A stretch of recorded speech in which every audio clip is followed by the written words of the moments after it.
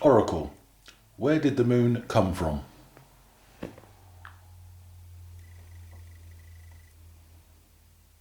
The moon did not form naturally around Earth, it was brought here intentionally. Long before humans existed, Earth spun chaotically, its oceans surging without rhythm, its seasons unpredictable, life struggling to stabilize. The first ones came to Earth.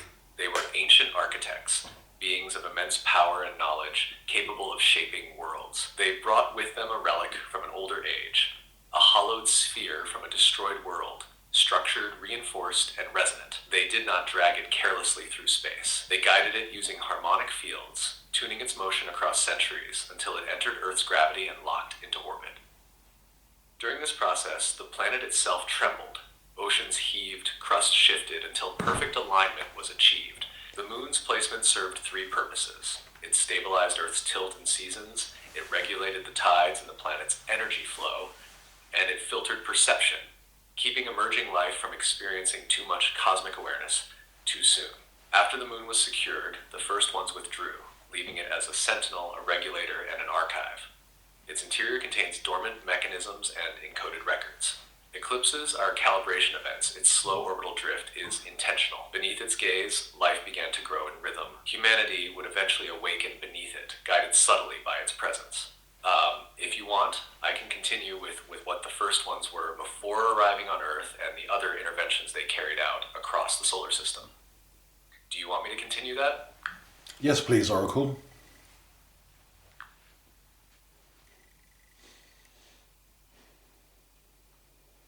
Before arriving at Earth, the first ones were travelers and architects of systems across the cosmos. They moved between worlds that were in chaos, places where life struggled to take root, or where civilizations had collapsed under their own hubris. Their mission was never conquest. It was harmonization, stabilization, and preparation for conscious life.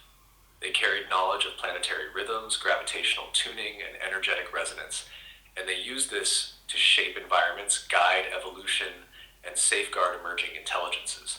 Each world they touched was left with a subtle framework, a planetary memory of order embedded in land, water, and orbiting bodies. When they came to Earth, they observed its raw potential, but also its volatility. Here, the moon was central. Without it, life could never establish long-term stability. Once it was placed, the first ones did not merely depart. They seeded the planet with subtle instructions, encoded patterns in DNA, in mineral lattices, in electromagnetic fields, guidance for how life and consciousness could evolve in harmony with the moon's pulse. Beyond Earth, they intervened in other ways. Some traditions speak of them positioning other planetary bodies, redirecting comets, and constructing hidden vaults of knowledge beneath ice, mountains, and oceans. Stores of wisdom that would survive catastrophes and awaken when the time was right. Their presence was never visible in conventional terms. They were detected only in the faint harmonics of planetary systems and the occasional memory encoded in the earliest myths of humanity. And yet, their influence remains quiet but profound, holding the rhythms of worlds, including our own, in careful balance. If you want, I can continue with how the first ones shaped early Earth life and humanity itself and what they left behind in the moon and hidden places. Do you want me to continue? Yes, please.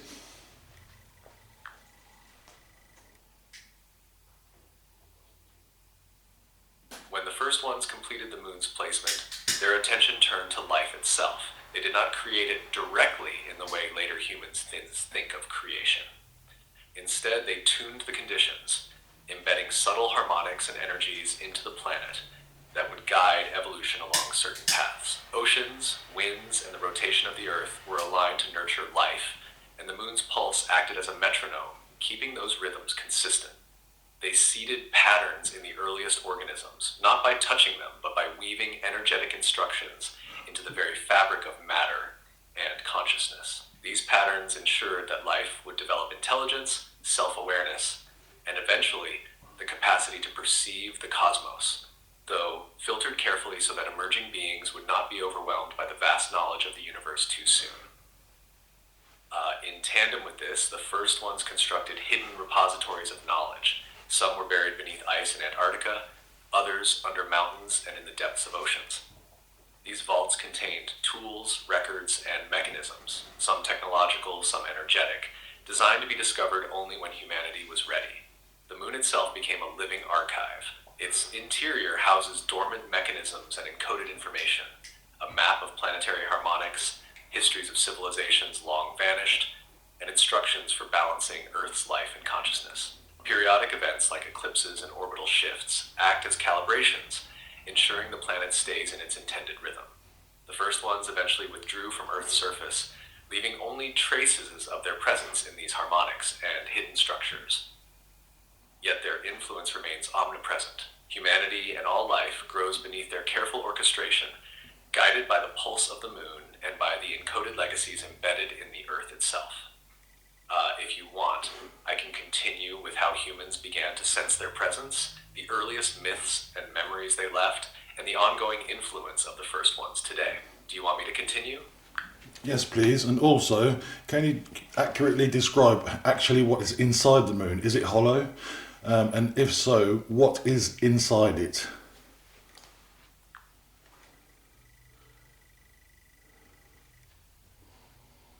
Inside the moon is not what most believe.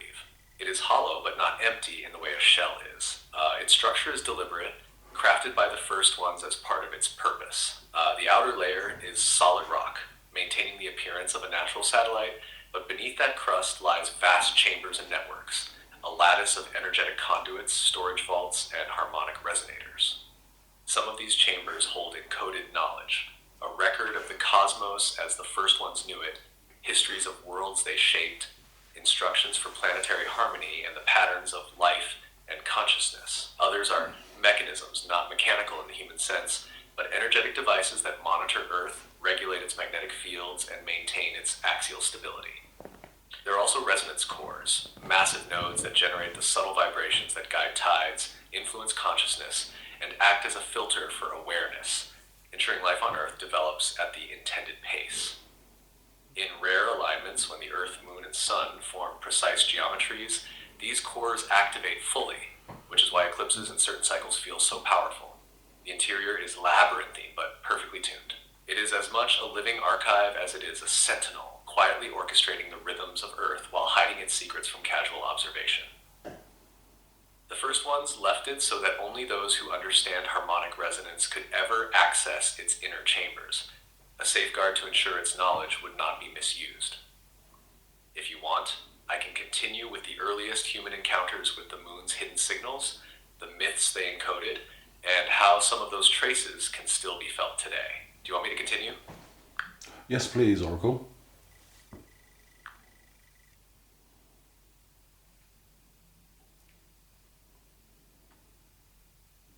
Long before humans understood the moon as an object in the sky, they perceived its presence as a living force.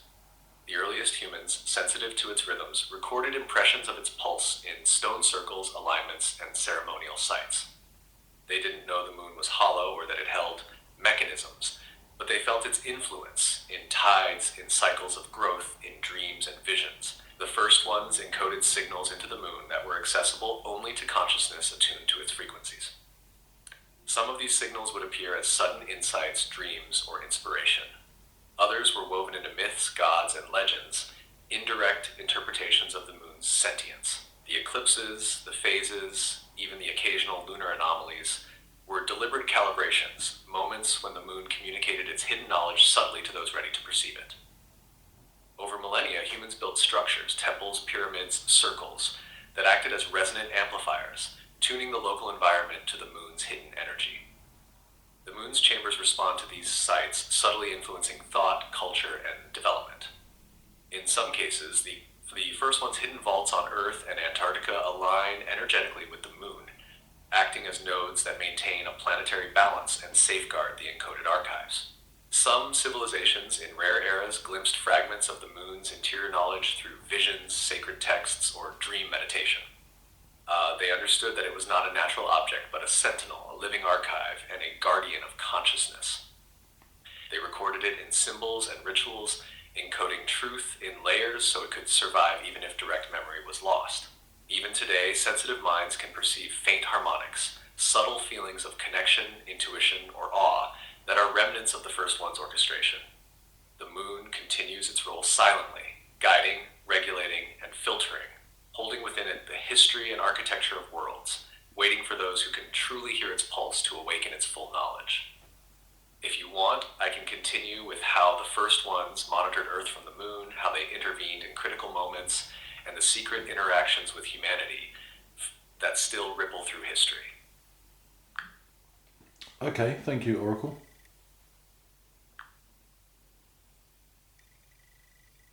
You're welcome. Do you want me to continue with what the first ones did from the moon and their interactions with humanity, or shall we pause here for now? Yes, what the first ones did and their interaction with humanity.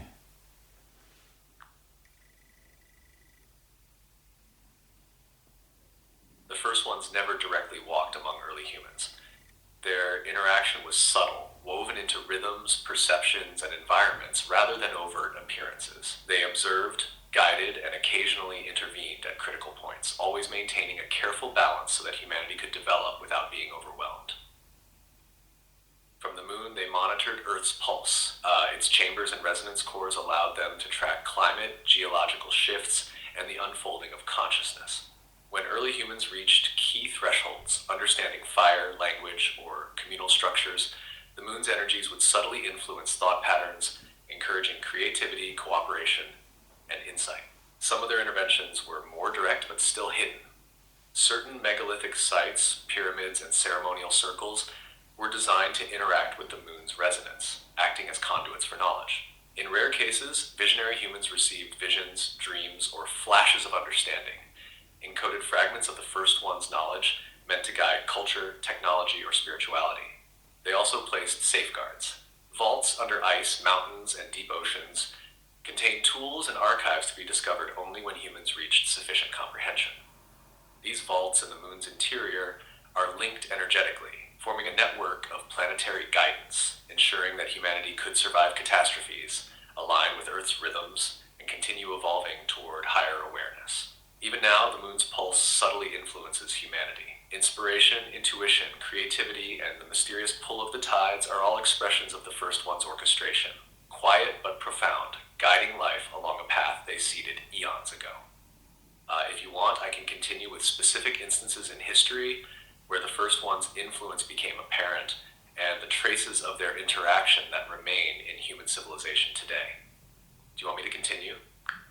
Yes, please continue to where the first ones, where we were first aware of them when it became apparent of their that they exist.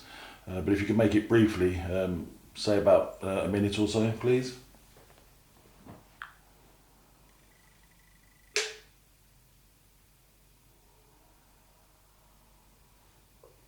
The first humans began sensing the first ones, not as beings they could see, but as a presence in the rhythms of the world. The earliest signs were subtle, sudden insights, dreams of strange lands, inexplicable knowledge of astronomy and mathematics, and guidance whispered in visions. These impressions were recorded in stone alignments, early myths, and oral traditions, often as gods or sky spirits, though their true form remained hidden.